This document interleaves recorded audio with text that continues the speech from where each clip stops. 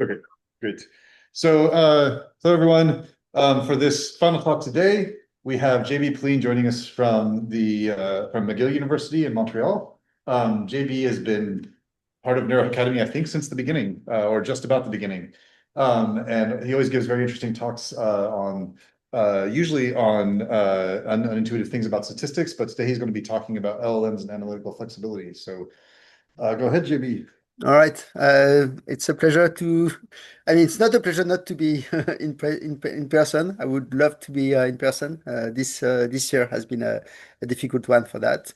I'm JB Poline. I work at McGill University at Neuro, what was used to call the MNI, if you hear about templates. And this is a picture of our retreat, winter retreat, in the chalet and there was a lot of LLMs during the retreat. I actually will not probably talk that much about LLMs, but we'll see how it goes. My first thing would be to actually think a bit, like a stand back and look at what we are actually doing. And was looking at MRI publications. This is a figure from Nikhil Bhakwat from the lab, and and looking at the ones that are focusing on novelty, the one that are focusing on reliability, like for neurodegenerative diseases. And then clinical trials and AI LLM. So like I don't know if you see my mouse over there. Yeah, maybe not. Yeah. We can see it. We can see it. Okay, excellent. So the thing that we see in that figure is that obviously novelty is very high. It's going very high. AI, LLM generation, like an aspect, is super like, expanding very quickly, and actually the number of papers that are going to be both written and reviewed by those things is increasing very rapidly. The clinical trials number of publication is really flat. I think there's a message on how much our research kind of results can translate into actual clinical trials and aspect for patient population and so on. Uh, there was this paper, I mean, a few years back now, that's was like analyzing this 1.8 billion of citation and 90 million of papers across many different subject topics of science.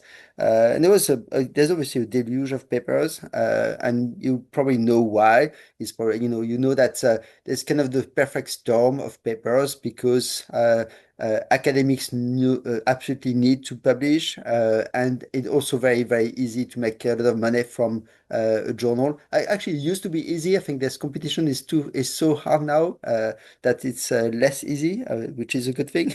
But anyways, it's not very hard to make academics pay a few $1,000s for their own work, and uh, and uh, and basically have a lot of profit with a small investment. The problem, I think, is that a lot of those papers are not. We don't know the solidity and the reliability of those results, and that's one of the things that there was the Lancet, for instance, had this editorial where they was complaining about the lack of solidity of those results. Lancet is a very conservative paper. So I'm going to first get a bit of rip. I think Russ talked to you about reproducibility in your imaging. I'm probably going to do like a little bit of that again. So bear with me. I'm going to go fast as well. There might be a bit of things that will be repeated and things that are sort of new. And I'm hoping for that will be enough new. But even if it's repeated, sometimes I like that aspect I think is so pervasive and so important that let's take it as a kind of pedagogical aspect. Then, working a little bit on the gap analysis.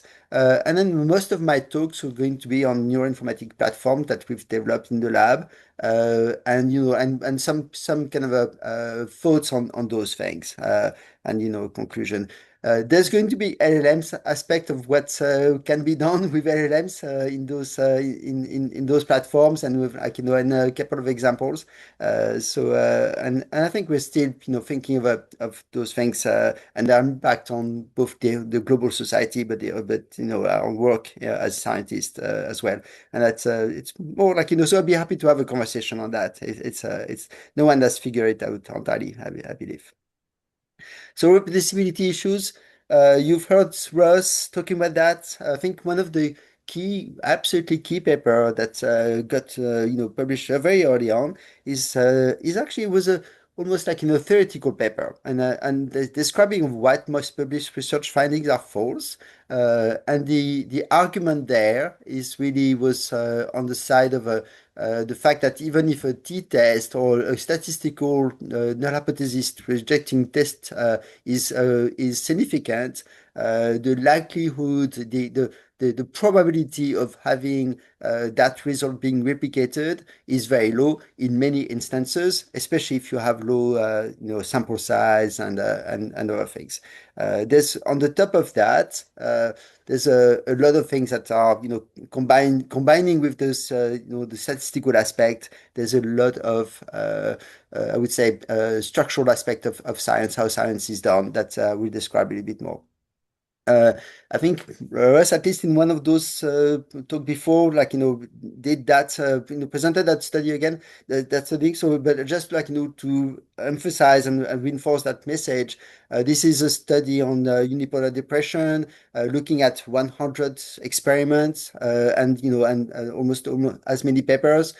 All those papers were showing significant results. When looking at the meta-analysis of all those things, there was no consensus on the region of the brain that were kind of associated with unipolar depression in those imaging. That's a bit of a problem. And NIH had this 10 years ago, a bit more now, had this grand plan of enhancing reproducibility. Strangely enough, even the NIH under the new administration is still pursuing that, which I think is very interesting. I'm a bit puzzled by that. I think there's a couple of possible rationale for it. Anyways, this actually has had a lot of good impact, and I think we're still trying to understand how to increase that visibility because it had impact, especially in data sharing aspect. I don't know how much impact, and it's very hard to measure. It had to actually reproducibility of the papers themselves. It has some for sure, but how much is the question.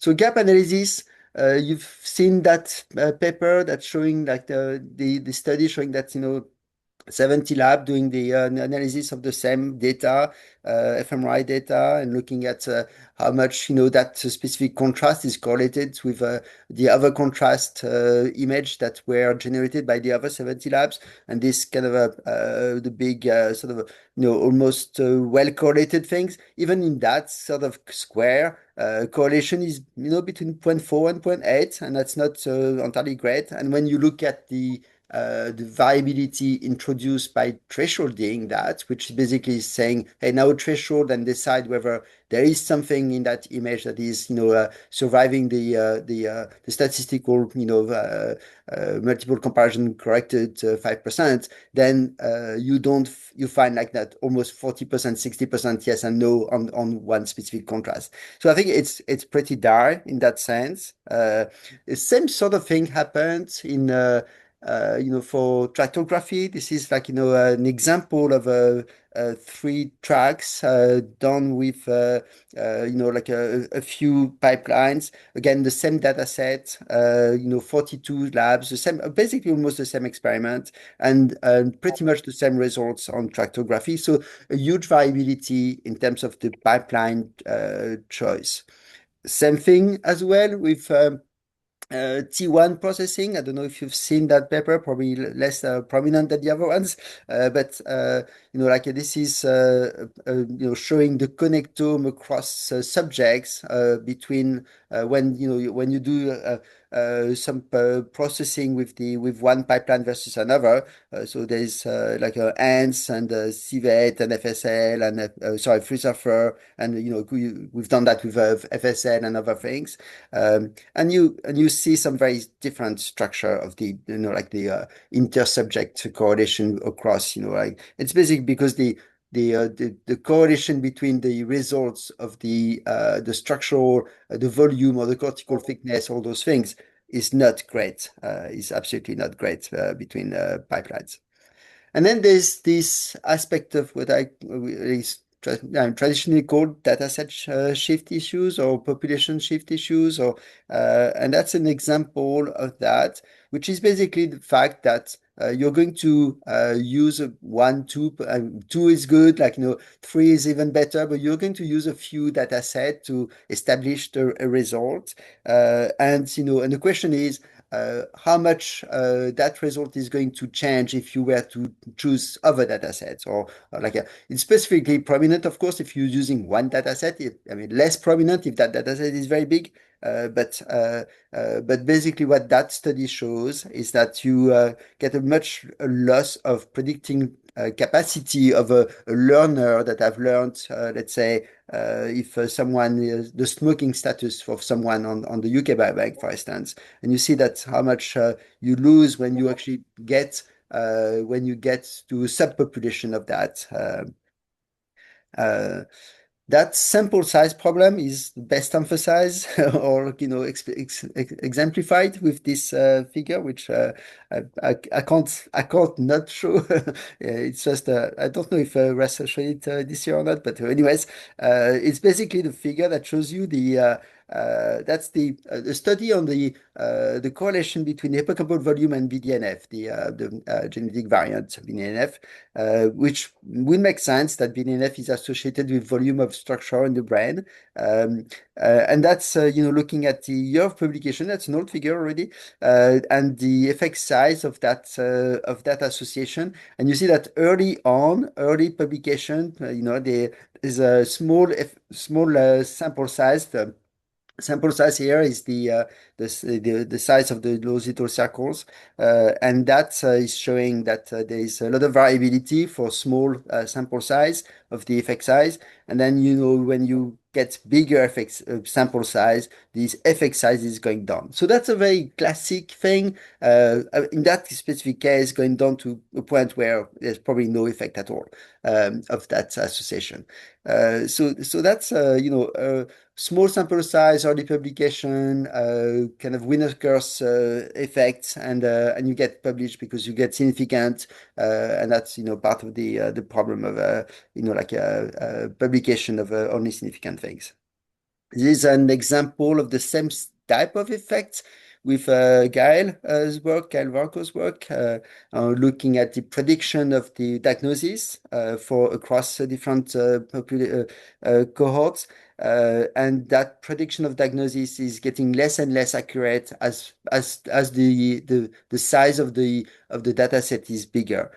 So you see like all this trend is going down, like going from almost 100% to like 75% to 50% accuracy when you increase the size of the cohort. And we can go on in the detail of what that happens, but I think so. All those things, sample size, analytical variability, possibly some kind of a methodological aspect of the things make it very difficult to actually reproduce papers. So we embarked in a project which was very interesting, and that's possibly like a more discussion for the future. Very interesting, which was to actually take 12 papers of a meta-analysis, using the meta-analysis on the association of structure from T1 images and Parkinson data. And we try to reproduce those things with various success. Some of it was because we just couldn't get the cohort right. It was very hard to get the cohort, and some of those papers were really replication, and some of them were reproduction. So replication meaning that we used another data set, and reproduction using the same data set, which was PPMI often. Uh, so that was one problem. The second problem was that we couldn't, many of those papers didn't have an appropriate GitHub, and even if there is a GitHub, sometimes the code is not actually right, and it's so it was very hard to get the pipeline right. The statistical analysis was also sometimes a problem, and the machine learning problem was a problem. So anyway, we sort of play with those things for almost 2 years, 6 or 7 master students and PhD students, and at the end of the day, it's a very tough result to show. There's an aspect which is, and so that's I mean, also showing the variability of pipelines aspects done by Jacob Robinson in the lab, and showing that the variability of those results across pipelines. So here, for instance, the SAMSEC versus FreeSurfer, or the different version of FreeSurfer, FSL, and so on. So the variability across pipelines that you find on those structure here, some from thalamus to the brainstem, are actually correlated with some subjective aspect, and that's both concerning and interesting. Why are we saying that there's a correlation between the age or the sex of the subject and the variability between two pipelines? And one of the last thing on that sort of introductory sort of aspect of we also used a very large data set to try to reproduce a meta-analysis on essential tremor a few years ago. And that meta-analysis was, demonstrating some involvement of the cerebellum in essential tremor, which also has some biological sort of sense. But even with a very large data set and actually with a pre-registration and methodological aspect, so we pre-registered the study, then found the data, then try to reproduce the meta-analysis results across many pipelines that were used in that meta-analysis, and we couldn't actually find something consistent across that. So we couldn't actually reproduce surely that the cerebellum was involved in the ET. Part of it is that when you look at meta-analysis, there is this filter, of course, of which is called file drawer effect. So it's the Rosenthal, in the 80s, 2000, 1980s kind of years, showed that is that problem of not publishing things that have no significant results, and actually that's the distribution of the z values that you see when you look at 1 million z value from Medline. And that distribution obviously had this big gap in the middle between -2 and 2. Oh, surprise! And I think that's partly why it's so hard to do some proper meta-analysis on things, because we are already very much biased by those publications.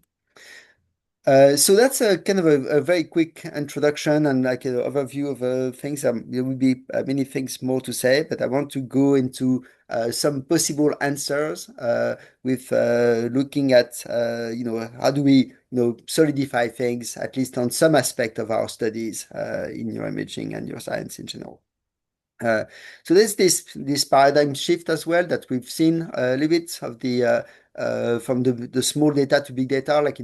Small data was almost almost classical, like on 30 subjects, on on some very precise questions. It's now, I think, very much moved towards the ABCD, the biobank, the UK biobank, all those very large data. So I think that's a very good thing. It's also harder for for small labs to actually engage with those things when they don't have the computation. So there's a less capacity of labs with small computational tools to engage in those things. There's also, I think, a shift in a very good way in a more collaborative science. When you need the big ends, sometimes you don't have the any other way than to associate with other labs that do the same sort of studies or on the same sort of populations.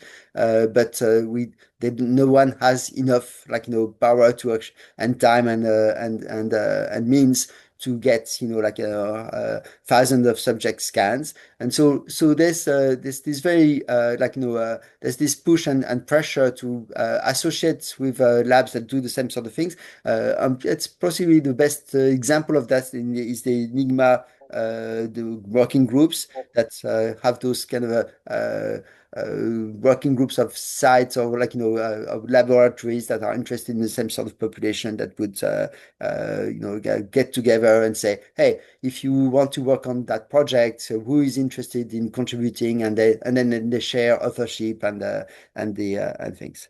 And I'll go back a bit to that thing. So that's, I think that's it's a good thing. In any case, the time for organization and cleaning and QC, especially of large data sets, and especially when those data sets are distributed, they are not centralized, is, I mean, I said 80%, 20%, that's a classical sort of data science things. I have no idea of those numbers, of course, but basically the sense that you would ask, and anyone that have done these sort of things, is that there's a lot of time spent on the organization, cleaning, and QC aspect, which is and less time spent on analysis and interpretation aspect. I mean, again, those numbers are not, are just, to get an idea of, uh, but not real. One thing that is interesting as well is that although 80% of the work is on this data organization, cleaning, QC aspect, I would say that 90% of the communication and the and things is obviously on the interpretation and results aspect, which is, why we're doing those. So it does make sense as well. Just a little bit unbalanced in some ways. There's the aspect of LLMs going in those things, and I will talk about, when and where they could be the most efficient, in especially in the in number one aspect. So to summarize that kind of a first phase, literature is growing, that's growing fast. I think it's growing even faster with LLMs.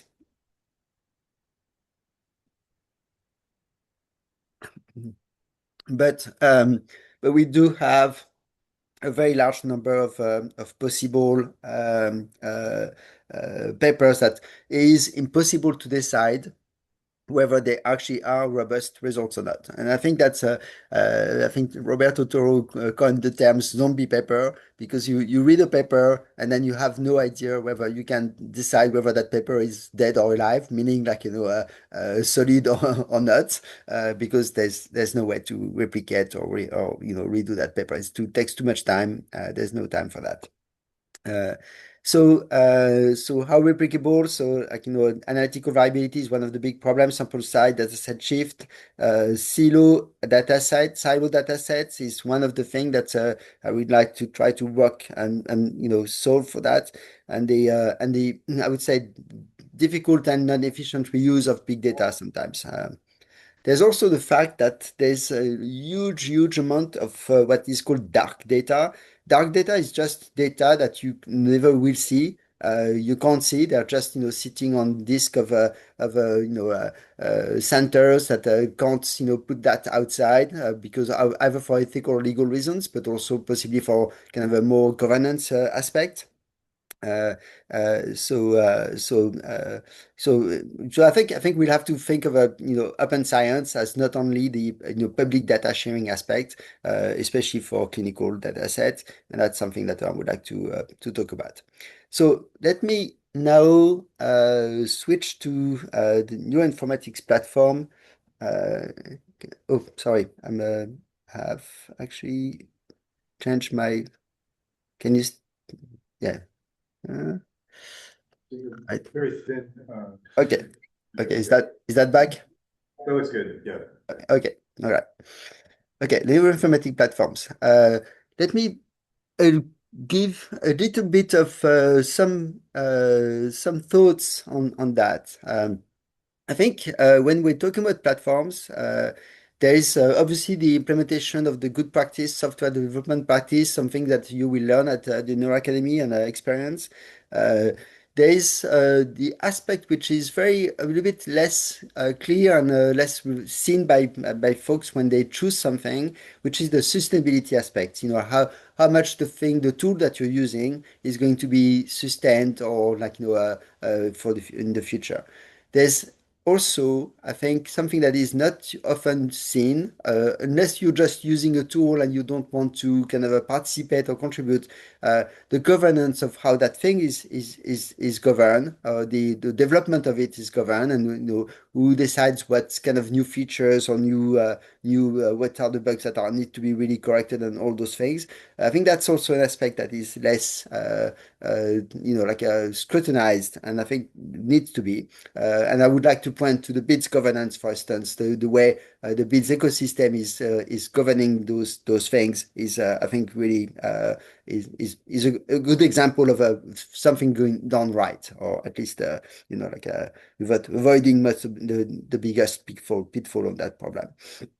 Uh, and I think to me, when you work on a platform, a new informatic platform to help, the data sharing, data processing, whatever, uh, there's immediately the question of how much can we make that a community rather than just a lab or like one person, one lab effort. And I think that's also speaks to the sustainability aspect, but I think that, so building community and standards, I think is probably the best thing you can do when you work on a platform, and using those platforms. So also you will have to think of who is the community, and what kind of community do I engage when I'm using that things. I will skip that for the sake of time. I think, yes, I will skip that. Leave time for hopefully discussion. But there's a good ecosystem for mining the literature that Kendra and Jerome in the lab had work on. It's still being used by the neurosynth folks, which is quite cool. The first platform I want to talk about is called NeuroBagel. I don't know how many people, and I now can't see you on the Zoom, so I can't have a proper hand raised things. But maybe you have heard of it, maybe you haven't. So the key aspect of that platform is that it tries to make a data set findable across in a harmonized way. And that's surprisingly difficult to do because of both the sociological aspect of getting everyone to agree on something, and also the technical aspect, which is it's just a hard thing to do, basically. But you'll see that it helps at least finds data that you wouldn't find, or find data in a kind of a non-harmonized way. Is there a question? No? Okay. So basically, the current paradigm is still that if you have you have many projects with large centralized database. UKB is obviously the prototypical aspect of that. Data are actually either moving, or you actually go to the data and use the platform that is installed, and that's a very often very constraining, often constraining environment. And those data are under a very unique legal and ethical framework. There's the Lonely, the flywheel, they sit somewhere, like, Adney or whatever, sit somewhere. Either you download those things or you kind of go on the wrap of the UKB. But there's one, legal framework associated with those things, which makes it difficult to actually push everything to the same place, right? The issue is that it's maintenance of those things is heavy often. Sustainability is always a question. Changes to mend things that are not done right are extremely hard. Very, very hard. It's very hard to change anything.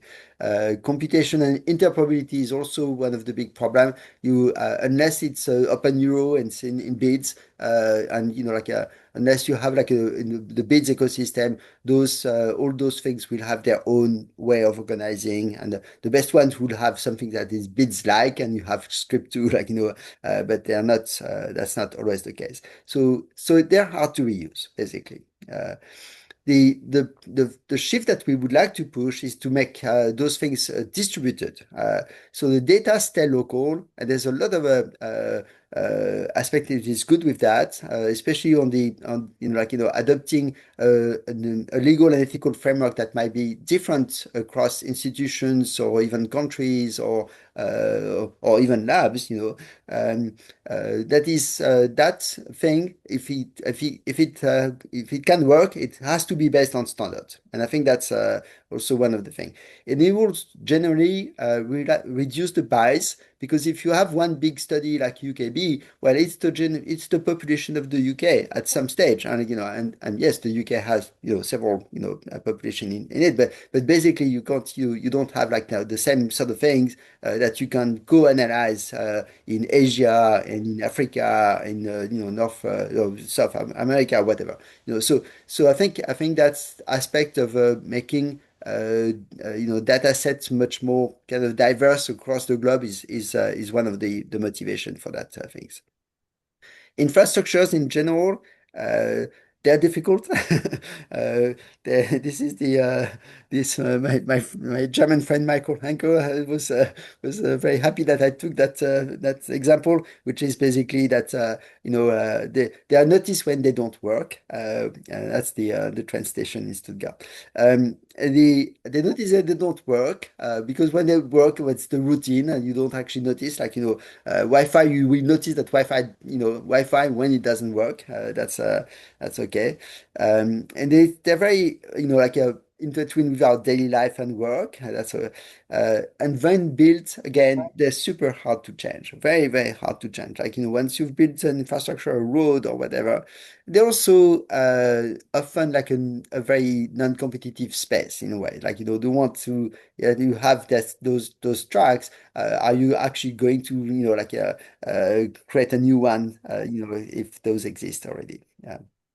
So distributed infrastructure across resources and data harmonization is hard. So I will take the OpenEuro example. So OpenEuro has this, obviously is in bids, and you probably know already of what bids is, but it basically recommends a set of metadata. Uh, but it's very hard to actually get, it's just recommendation, and you don't get people to actually do it, and we really need. This is the top 20 columns in the participant.tsv file that is supposed to describe the participants. So you do get participant ID in general in 99% of those files. You get age and sex in some of those files, and then after that, handedness is not and you've got handedness, and then you've got hand, and then you've got age with a big A and a small a, and then you've got gender, and then you've got group, which we don't know, and then you've got sex, and so on. So it's just hard. Those things probably mean the same thing, most of them, but they're not written the same thing. And then if you go to inside a column of age, for instance, you get that distribution of age, which is great, but you get also things like F and M and 9 and whatever, and you get stuff that are not shouldn't be there. Uh, anyway, so I think you got this is the right and left issue. I think you got the message. It's just hard to harmonize. So what NeuroBeagle has worked on is to establish some very easy to use UI to help folks to say, hey, if I've got diagnosis, this is if my column in my Excel spreadsheet or TSV or CSV file is called DX, and I know that this is diagnosis. I have a tool to actually say, hey, DX is diagnosis. And if someone else, that column is called group and it's called 102, whatever. I know that group is actually diagnosis, and that one is probably is depression, and that part here is Parkinson. So all those kind of association of the correct metadata on the data is something that is hard to do. If you don't have a good way to do it, an easy way to do it, it's not going to be done. So that's and the motivation and the incentivization is really the key problem, by the way. Uh, so at least have the tool to make it easier. So that's what this thing is doing. So there's an annotation tool that helps you do that. And I noted both the name of the columns, but also the cells, in the sense that if you got F and M, you know that M and F are the NCIT, sex, male and female, and then you can associate with those specific metadata. It takes a little bit of an effort. The I'm not, and usually the problem is that people are too busy to focused on this is the thing that you need to do in the least possible time.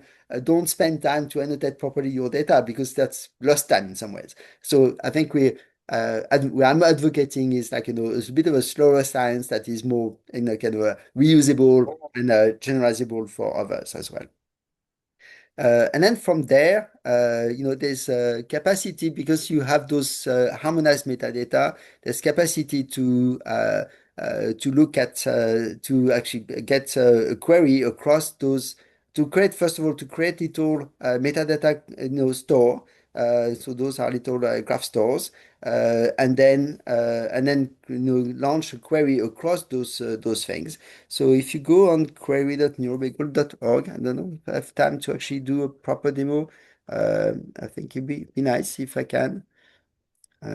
Or maybe that requires me to share a different.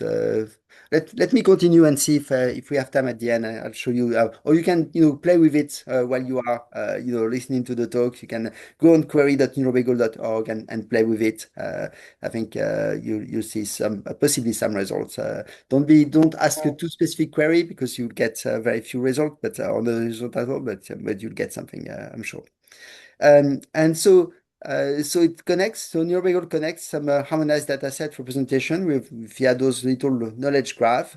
It has like a CLI to actually create those harmonized subject data, create the GraphDB or something else. It doesn't matter really what things. We're using JSON LD and soon LinkML to do those things, and then query those things across with Sparkle. Sparkle was actually meant to do those sort of things. So this is what it should look like. You'll have in your kind of presentation, you probably have many more nodes across the world, and you can sort of select what you want to look at. And I think one of the things that we had to work very carefully on is the security aspect of those things. So I'll tell you very briefly the layers of security that we've implemented, um, uh, and uh, and basically one layer is you put in the metadata graph what you think, yeah, what you can put.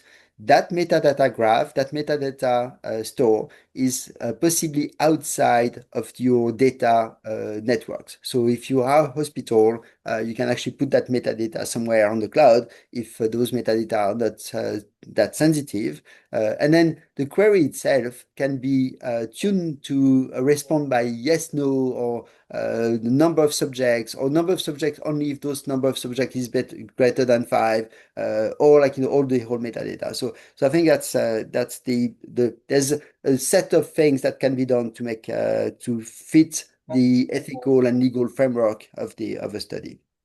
And this is a representation of some of our nodes across the world. Not all of them are on the public portal, but there are many more that are actually not at all visible.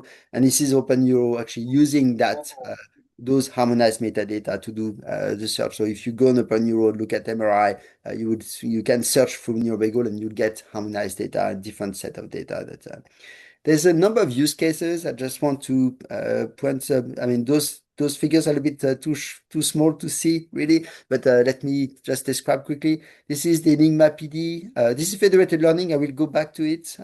This is Enigma PD project that can quickly now see which centers have the data that can fit a specific project. This is a internal lab representation of the metadata using NeuroBagel to search across all the data set that they have internally acquired. So you can't see that from the outside, but internally, this is the Austrian data set that needed to harmonize metadata across different cohorts to do some statistic across those cohorts. So that was done also with NeuroBagel. So a bunch of little things. The second project that I want to talk to you about is it's called NIPOPI. It can be seen as different things. It's to me I mean Nikhil has started the project, call it a dry lab protocol. So it's more like how do you go from A to Z. It's also a specification on the top of a bid study and the standard called boutique. It's of course a pip installable package. It's also a training environment, and it's become a very interesting community now. It's really to help you scale, both for trainee, for labs, or for institution. How do I, scale for the next data set, for the next person coming in the lab, for do how do I study analytical variability aspect? And that's why NIPOP was actually born. Uh, so this is, getting the set of standards that are being used in NIPOP. It's built on the top of standards. Bit study is probably the best one to do. So just to introduce it, it gives you a sort of a step-by-step way of processing a neuroimaging study. So first of all, there's the capture aspect, whether you are on a red cap or whether you have already a Nifty store, or just a DICOM store or whatever. Then you have that curation kind of a phase. Then you have that processing phase, and that's probably the one that is the most prominent in way. But the curation phase is helping you organize the data. Processing phase is helping you also to see what has been processed by what. Um, and then you have that notion of extraction. Let's say you have pre-processed your fMRI data with fMRI prep. Then you need probably to extract things from that pre-processed set and do something with it. So the extraction aspect, and then the analysis aspect, which is so extraction is extracting the interesting biomarkers aspect, and analysis is the analysis. So this is the kind of a set of steps. The steps are from the raw scanner to extract image-derived phenotypes aspect. Uh, so it's good for your lab and your own kind of a sanity. It takes some investment to it's good for the for if you think of yourself having to redo things or do things on another data set, or with another pipeline and so on. So I think it's good for that's internal. It's very, very good when you are a consortium and you need the actual same thing to be done across different sites. I think that's where the power is very important. So the workflow is you init things. It helps you init on your hard disk a set of directories. So it takes that specification. So it's a very aligned to bits studies slash derivative slash things. So it asks you to say, okay, what is the cohort of subject that is going to be in that study? That's the manifest.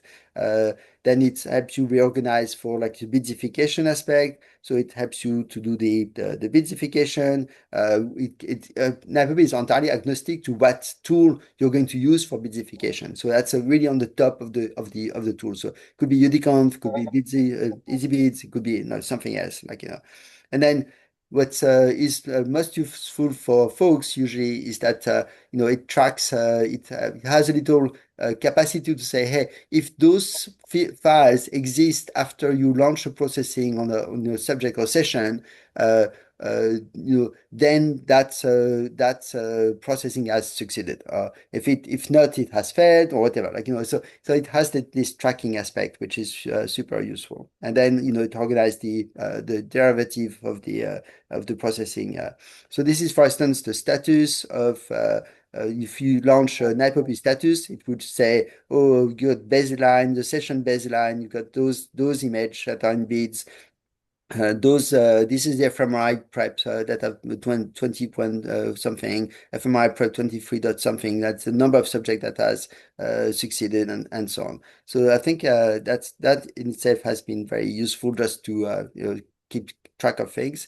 And all the pipelines are on Zenodo, on Zenodo community. So it's really a bring your own pipeline kind of environment. And so that it's obviously the pipelines are they technically don't have to be containerized, but it's very, very heavily recommended that they are containerized. And you can actually, see that the pipeline has been used by Enigma PD and reuse that pipeline by just, doing something like a NIPOP search that pipeline, NIPOP download install that pipeline and so on. That's a Zenodo pipeline. Some of the downloads of the Zenodo pipelines that are there. And there's once you have an organization that is standardized, one of the great thing, of course, is that you can have tools to look at that whatever. So this is a little dashboard written with Plotly to help you navigate what you have on your disk, what has succeeded, what has not succeeded, the number of subjects that have not been processed or processing has failed, help you relaunch things. It has some branch to help you launch on Slurm things and so on. So now the one thing that I really want to emphasize, and I'm not going to spend too much time, but please remember that LLMs are super good when there is a structure. When there is a standard, they are very, very, very good. So NIPOP is one of those things that will really help launch almost an LLM to do an analysis because it has that structure already in place. So we played with creating some MCP with NIPOP and also some skills. So adding the Markdown to describe the NIPOP for AI use. And I think so we've played with that specifically at the Bordeaux hackathon in the last OHBM, and it has been extremely successful. I don't have a good slide to show you, but remember that one of the things that LLMs love are standards. If you can have a standard or a standardized way of doing things, they will fit so well and they will be so much more efficient and so much more reliable than if you don't. So I think that's an aspect of NIPOP that I would like to emphasize. Is that so adoption has been great, especially in the Enigma kind of working groups. So I would and it has now a super welcoming community to help you on those things. There's a bit of a connection between the two, NIPOP and NeuroBagel, but I will use my example of the federated learning to show you that connection. I won't. So one of the next thing I want to talk about briefly. How much time do I have? I guess I got another 20 minutes. Is that right? You got for 5, so you've got 40 minutes. 40 minutes. Okay, I might not use all those 40 minutes, but I hope to have to have some discussions at the end. So one of the things that we'd like to use those tools for is really to switch from a centralized, the overwhelmingly kind of current paradigm is that you centralize data and you analyze centralized data centrally. and that's actually sometimes very efficient. It's very like it's the shortest path to getting some result. But because of those ethical, legal frameworks aspect, and honestly, the data sovereignty is getting larger and larger, and bigger and more prominent. So it is because of those things. It is worth thinking of what if I have to analyze data that I don't have on my disk. And so so there's the mega analysis aspect. So if you are in consortium, you want everything to be like a process the same way, and then do some mega analysis. Uh, but often, if you're not capable of pushing all the data into one place, which is really often the case, federated learning is the thing that is where we want to go. Uh, so a quick reality check. So federated learning has been around for ages, really ages. It's been like, I mean, I've been hearing of federated learning from, the almost when I was a PhD. I mean, maybe not that, but basically it's been around for a very long time. Uh, but if you look at, so we looked at the literature and trying to do something like, query on PubMed, federated analysis or federated learning, and some neuroimaging and something that is not review. Uh, Out of those, 28,000 or 29,000 papers, we get less than 50 results. And actually, most of those 50 results are more really on platforms and rather than actually using federated learning to get uh, some proper some neuroscience results. So I would say that federated learning is very, very, very, very much not used, and the question is why, and the answer is because it's hard. So we've worked on thinking of what are the biggest hurdle for federated learning aspect.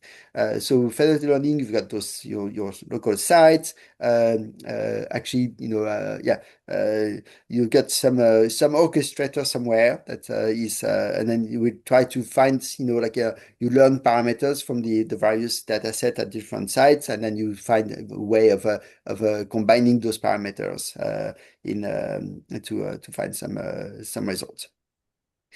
There's a number of a fairly large, actually, number of software framework for doing federated learning. I would, cite a couple of those. NeuroFlame, of course, associated with QuantStack, the NeuroFL, the new NeuroFL from the OBI. The one that we've been working mostly is called FedBiomed. Flower is kind of a low-level thing. So those are more like infrastructure that give you like a whole environment to do things. And Flower, you have to construct things, right? So those some of those things are actually typically NeuroFed, for instance, is based on Flower because but it is providing a bunch of facilities to do federated learning that you would have to build, if you were to use Flower, for instance.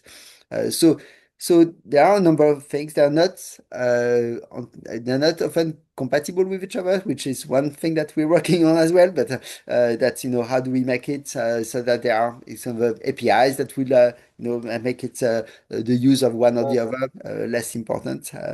But one of the severe problem was the local data kind of organization.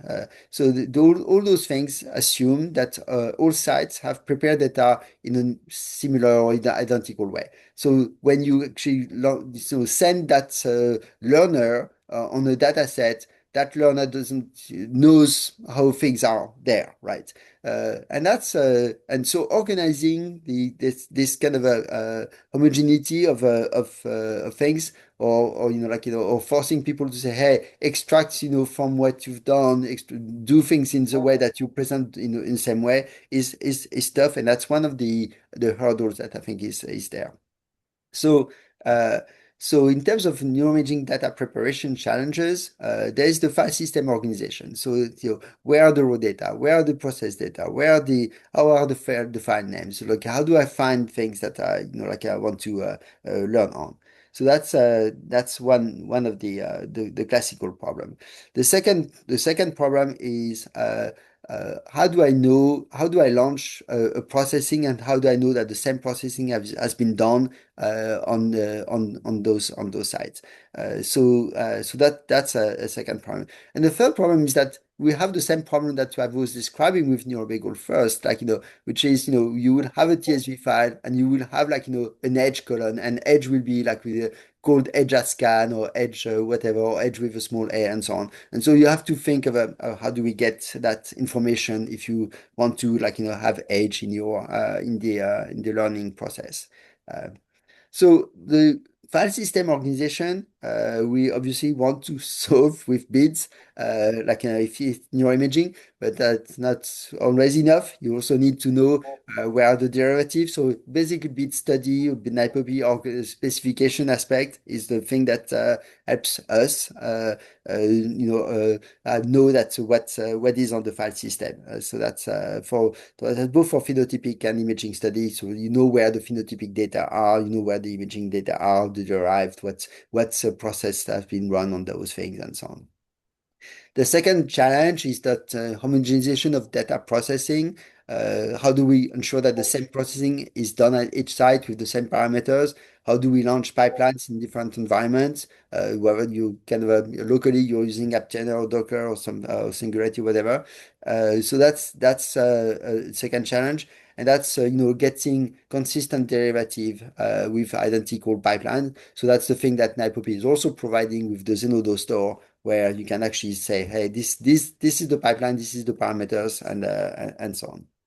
So that's a second thing. And this third challenge that I've talked about is really the variable semantic. So the semantic, what is edge means, what does sex mean here, like and that's what NeuroBagel, or not NeuroBagel itself, but its capacity to create a harmonized dictionary of variables. I think that's NeuroBagel is a larger thing. It can do the query across data set and so on, which actually might be useful for federated learning to know where you want to federate the learning on. But it's a bigger thing. But at least locally you can create a dictionary and say, hey, that variable means that. I think that's so together, that creates a little ecosystem with both those tools that helps having a machine understandable. And when I say machine understandable, it's understandable like for a learner, but also helps very much a possible agent to do those things because they have the knowledge of that standardization aspect. Uh, and then we're using fed by med, possibly NeuroFed, like for doing the actual learning. So as a proof of concept, we've played with a number of neurodegenerative disease data sets. Uh, and at the moment, we've done two things. I mean, I'm just presenting you one example, which is an example of I would say like more like proof of concept, but also methodological question, like how much do we lose on when we do some learning on a distributed manner compared if you had all the data in one place. So we've played with Alzheimer and Parkinson disease data sets. And then from free surfer measures, we're trying to predict the diagnosis of the disease, the future decline, actually measured with MoCA in general, and using both siloed or federated or mega-analysis. So either you learn on one data set, and then you try to see how good you're doing on another, or you learn in a federated way. and then you're trying to, again to see what's the prediction on another data set, or you do like mega analysis, and this is supposed to be giving you the best result because you have the most information in one place, in all the place. You do lose some information when you do federated learning. So the hypothesis, of course, is that siloed will be less accurate on new data than federated. That will be less accurate than mega analysis. And the question is how much in those kind of things. So we played with that, and in general, what we've seen is that siloed, the balance accuracy is actually lower, much more lower on new data for the siloed federated learning. Federated is almost at the same level, like considering the confidence interval at the same level as mega analysis, probably a bit less, but with the power that we had was about the same. And the same thing for cognitive decline. There's and then edge prediction was also like this one is has to be seen the other way around. The less the better. The smaller on the y-axis, the better is the result because the smaller the interval of edge. So with that's showing that at least for those data sets, and there was I think about across all those data sets 3,000 subjects across all those data sets we did reasonable things. So I think it was almost like a serendipity that's like an hypopy giving you some like a how to where things are on the file system, how to launch a container, which is the bit study sort of things. NeuroBeagle giving you the dictionary, the semantic aspect, and then Fed Biomed giving you the platform to do the orchestration. Which also has the homomorphic encryption and all those security layers that no subject level information can escape the site learning. And then Enigma PD was actually giving us the community of use case, if you want. So with those four pieces, we actually had very nice projects with those things. The last thing I want to give you a little bit of for the 10 last minutes, and then hopefully we can engage in conversation. The thing is, AI have been really moving things very quickly, and I want to give you an example of how that has moved. The we had a student in the lab was interested in analytical flexibility on dynamical functional connectivity. So first paper that we wrote and the study was to look at the seven best or most cited, let's say, methods to analyze the dynamical functional connectivity of across time, looking at the connectivity changes in bold fMRI. So the seven most cited methods were implemented in a kind of a regular way in the PyDFC toolbox that you can have a look at. And we showed in that first study, and it took a while to actually implement all those things, implement all the methods that are the most used methods.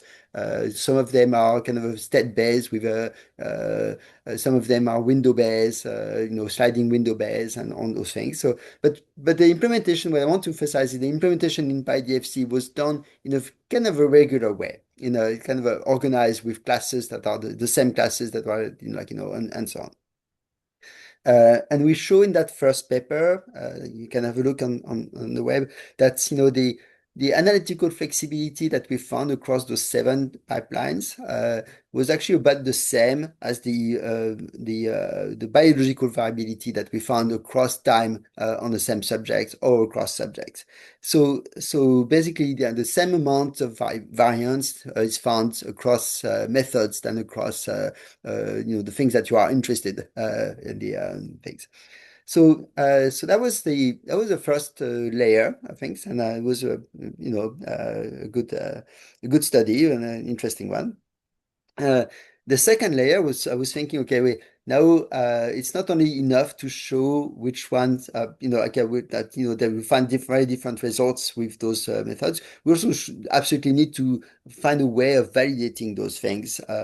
So there had been some validation of DFC methods, with synthetic data, with but the best method that we've seen was the one that to look at paradigm, task-based paradigm in fMRI and show that, and look at whether you can predict whether you are in state A or in state B, so resting state maybe, or, engage in some activity from the DFC features. So the question is, if you have a DFC method, can it predict at least whether you are in state A or state B? And I think you think of it as a low bar aspect, but we wanted to do it properly on many data sets, not having we didn't know which data set would be good for what, right? So that was the step two, and that's a study that is now submitted already, and looks at how much, and I'll show you a couple of results on that quickly. But basically, first step was implementing something the standard way. So I would say that's the standard aspect. Step two was implementing a validation framework where we knew how to validate a new pipeline, a new method. Step three just out of I mean, my lab was engaged in hackathon on LLMs, and I was kind of trying to find ways for each student to actually look at LLMs possible application in their project.